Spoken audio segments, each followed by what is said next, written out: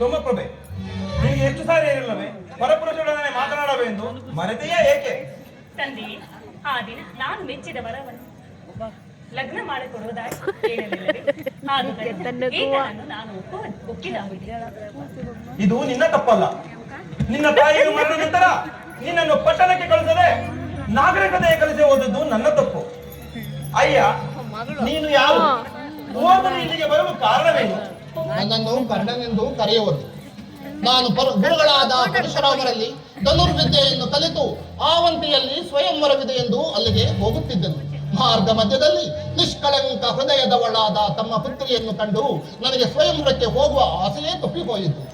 ಅಯ್ಯ, ನಾವು ಕಿರಾತರು, ಅನಾಗರಿಕರು. ಹೀಗಿರುವಲ್ಲಿ ನಮ್ಮ ಸಂಬಂಧವೇ? ಸದ್ಯಕ್ಕೆ ನಾನು ಸಹ ಹಾಗೆಯೇ ಇರೋದು.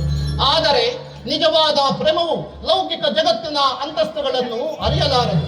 ತಾವು ಒಪ್ಪುವುದಾದರೆ ಪರಮ ಸ್ನೇಹಿನಿ ಶಾಲಿನಿಯಾದ ತಮ್ಮ ಪುತ್ರಿಯನ್ನು ಕೈ ಹಿಡಿದು ವಿವಾಹವಾಗಿ ನಾವು ದಾಂಪತ್ಯ ಸುಖದಿಂದ ಸಂತೋಷದಿಂದ ಇರುವೆವು.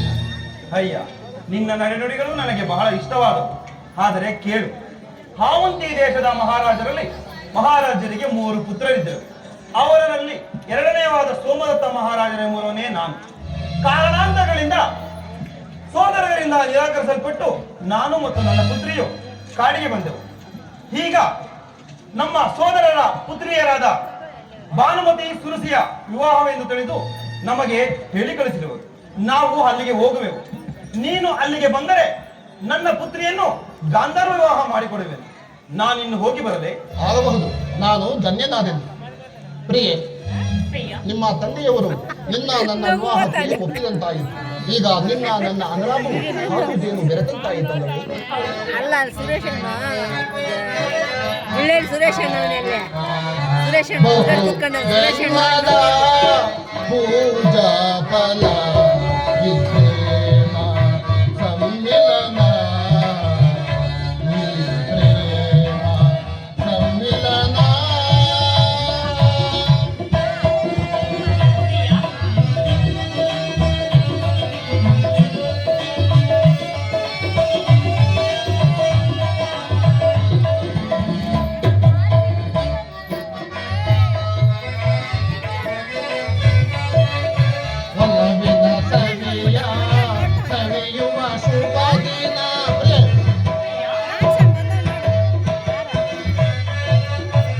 Love you.